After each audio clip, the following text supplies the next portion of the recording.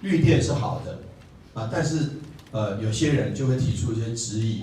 说这个绿电太阳能板20年后怎么办？会造成污染，甚至有些质疑是很刻意、很调纲的很故意的，就是曲解了，或者故意散播假消息的方式来说这个太阳能板有毒将来这个没有办法处理，然后甚至于会造成如何的这个环境问题。那一般民众因为这是一个专业的知识，我们可能比较欠缺，那就会产生疑问，所以呢，因为这样的背隔了许多绿电的脐橙，那背后的动机是什么我不知道，但是今天很开心，我们亚邦跟台盐共同揭开了借着两家公司的结盟，共同揭开了这个谜题，也共同这个澄清了这个质疑。所以我们希望说，绿电不仅是产生的能源是干净的，这个背后这个最后的这个最终阶段的这个设施的回收，或是循环再利用，或是设施的处理也是干净的。所以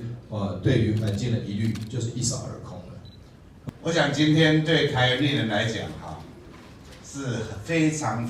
重要的一个日子那刚刚韦哲市长在台上也有讲说，今天刚好 Google 也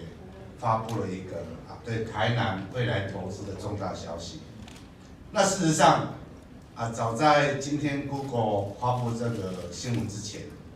在前一阵子Google 就已经跟台盐绿能有一个未来合作的案子那双方对于未来在台南发展这个绿电有很高度的共识跟计划，而且正在进行。所以台盐大家知道是一个以官股为主的公营的企业，供应全台湾咱每一个家庭吃的盐这食品安全、健康最重要，安全最重要。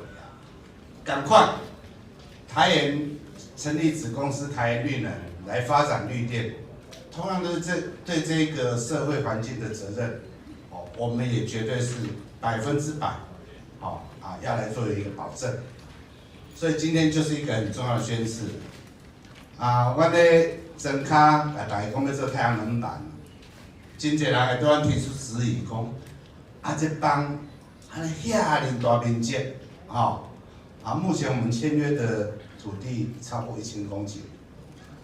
未来是台湾地面型是绿电共生，但是最大的一个管理者。那未来这些板怎么办？真侪议论拢问完，所以今天就是一个很重要的宣示。我有策略伙伴，20年后的代志，我即摆已经在做准备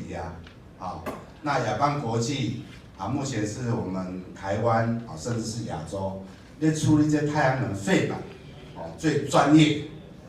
那技术质量最高目前有工研院的参与，有我们台南最重要的成功大学技术全力的合作。我想20年后技术要进步到什么程度，咱唔知影，已经有这个策略方案，未来要怎么处理这些板子。